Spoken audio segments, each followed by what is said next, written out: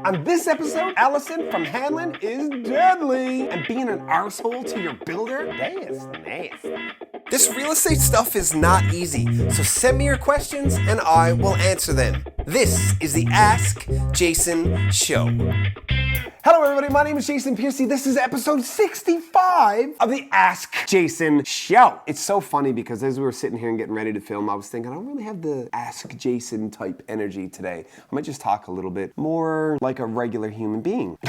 And not like a crazy person like me. But now that we're here and I got most of a cup of coffee in me, I'm feeling like I do have that energy. So this episode is about what a builder is obligated to do after a deal closes in new home construction. Is it right? Is it wrong? Do you have good people? Do you have bad people? Should you sue? Oh my goodness, can you imagine? This one comes directly from a deal that I just did. New home construction, custom build from the ground up. I represent the seller, the builder. There's another agent representing the buyer. This is a weird thing to say. It's not a braggy thing, but over the course of the time when I was doing a lot of business for one of the biggest builders in the Atlantic provinces, there was a period of 2 or probably 3 years where I was involved in more new home construction contracts in our real estate board than anybody else in the city. It was just the thing. I was fully dedicated to it. It doesn't make me better at it or worse than anybody else. It's just we had some really good marketing and it was all that I did, just new homes. So I've done a lot of new home deals. And a lot of times buyer's agents for new homes, it's a totally different process and they don't necessarily understand the value that they're bringing to the table. So they bring the client and we'll work out pricing and we'll go through the selections process and all of the very hand-holding parts, because building a house from the ground up can be really daunting and it can be really stressful. I mean, you're buying something that doesn't exist. Get your head around that. Like when you write a contract to build a new home, you're buying something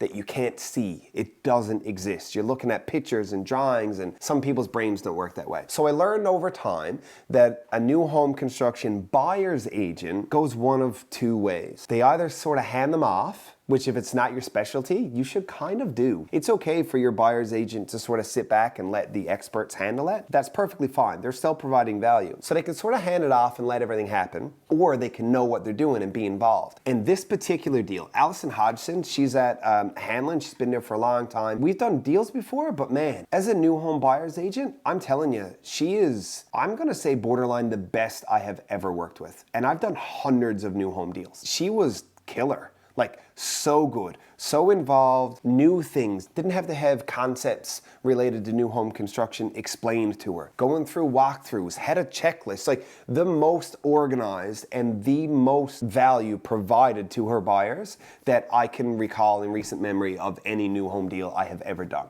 So if you're looking at buying a new home and you don't want to work directly with somebody like me, I fully recommend Allison. And she's good at all the other real estate stuff too, but man, was she killer in this deal. Anyway, the other way, what did I say? What were the two ways? You can hand them off or you can have somebody who knows their stuff. If your agent doesn't know new home construction and they try to be involved, it can get difficult because what happens is they can be a little bit over their head. It doesn't mean they're not good as a realtor. Not at all what I'm saying. It's kind of like if you sit me in the middle of some multi-phase commercial development and ask me questions about, I don't know, how I reverse engineered the cap rate and what the pro forma look like. I'll piece it together and give me time to do some reading. I'll research and I got it. It'll be cool. But in the moment, like I'm gonna be a little bit over my head and I'll rely on resources. So that happens sometimes with buyer's agents when they do a new home deal. They end up a little bit over their head and then the house gets built and then they're about to get paid. And we could be talking thousands and thousands of dollars as a commission for doing this deal, depending on the nature of the deal and how much the house is, blah, blah, blah. So then we can go to a walkthrough and I'll give you like a roll of painter's tape or like a stack of sticky notes and you can post something everywhere you see that there's a significant blemish. And the way that I look at it, if you're looking at a painted wall and you stand like 6 feet away from it and you can't see the error, it's not there.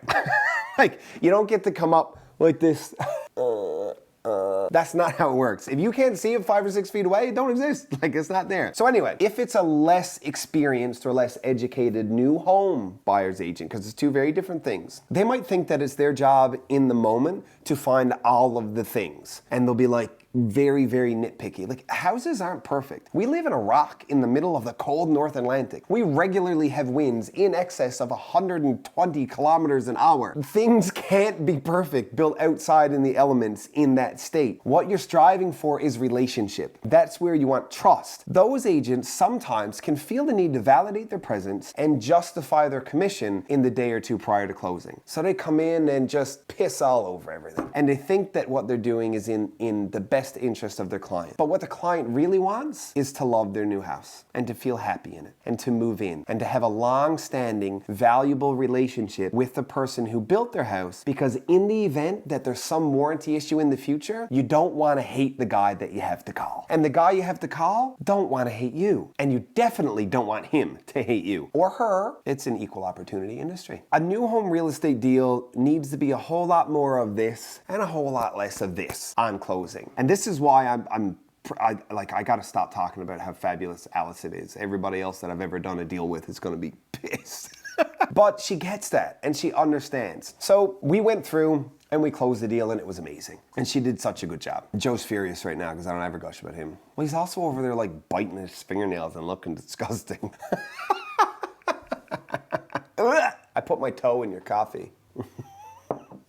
So, where was I? So those are the two types of buyer's agents that you can have when you're buying a new home. And both of them are perfectly fine. Both of them are providing value and it's okay. As somebody who does a lot of new home construction and works with builders regularly, I like only those two things. The buyer's agent that understands that them bringing the opportunity is their value. And then there's the buyer's agent that understands the entire process and can help guide through. I'm perfectly comfortable with both of those. It's the ones in the middle that tend to cause problems. So here's how it goes. A couple of days prior to closing, you go point out anything you think is a deficiency. There's some degree of conversation or negotiation, perhaps, identifying what's valid and what's not. And then the builder fixes everything they agree to fix, and we close on a house and everybody feels good about it. Every now and again, there can be something outstanding, like if you move in February, maybe your sods aren't down yet. So you'll do what's called a letter of undertaking from a lawyer that says he promises to have them done by this date, and maybe that there's a holdback. The sods are worth $2,800 plus HST, so we're gonna keep that amount of money until they're installed and an inspector says, yeah, we're cool. Whatever, that stuff happens. So now your house is closed and everybody's happy. So then you move in, and as you're moving your furniture around, you figure it out, you see there's a scratch. There's a scratch on your floor, and you're like, where did this come from? This scratch is, no, if I had seen this, we would have had it fixed. This is unacceptable. So now you call your builder, or your realtor, or the builder's realtor, whoever, and you're like, we have a scratch at our floor. And the builder says, okay, I'll come over and I'll look at it. And he walks in and all your furniture's there and you're all moved in, and yeah, sure enough, there's a big old gouge in your hardwood floor. And you say you want it fixed. And the builder's like, man, like, we didn't see this on the final walkthrough. Oh, it was there on the final walkthrough. It had to be, because there's no way we scratched our new floor. This is awkward. So whether it was there or not ahead of time is sort of irrelevant, because it's impossible to prove that it was there prior to you moving, or if you did the damage yourself. And I know it doesn't feel nice, and I know that if that happens to you, you're probably gonna be mad at your builder, because there's no way you would scratch up your brand new gleaming hardwood floors. And you know what? You're probably right. You probably wouldn't do that. But accidents do happen, and there's no way to know. There is no way to know. It's called a final inspection for a reason. You point out everything. He fixes everything. You sign the paper, you give the money, you get the keys. That's the end of a transaction. The builder will be there for you if you need him for real warranty issues. But for something that you can't tell whether or not it was him or you, it's unfair. Asking the builder to go after he's paid all of his sub-trades and he's paid all of his taxes and he's got that little bit left that is actually his, that he can feed his family with, and ask him to give you another $1,000 because you might have scratched your floor or you might have missed it when you were doing your final walkthrough, that's not fair. Joe's phone just vibrated and it vibrated.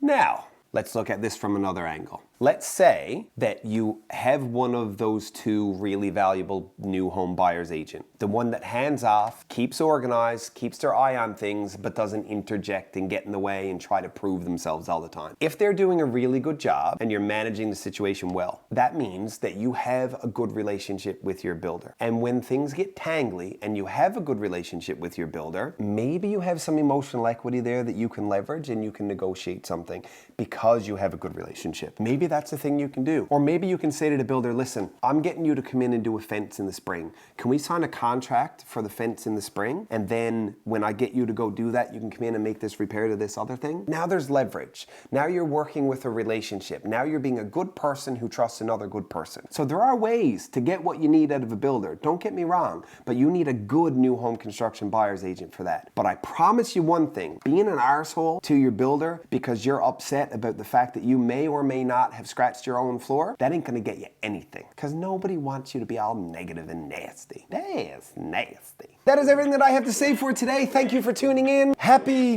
whatever day it is when you're watching this, because even if I put it out like on a Tuesday, I don't even know why I'm talking about this. Thanks for tuning in. Bye. The Ask Jason Show exists so that you can get good real estate related information from a resource that you can trust. Now, speaking of resources you can trust, here's a couple I would trust to work with my mom. Because good enough for mom, I mean, good enough for you. What is happening? What are you doing? What? That had nothing to do with anything we were doing.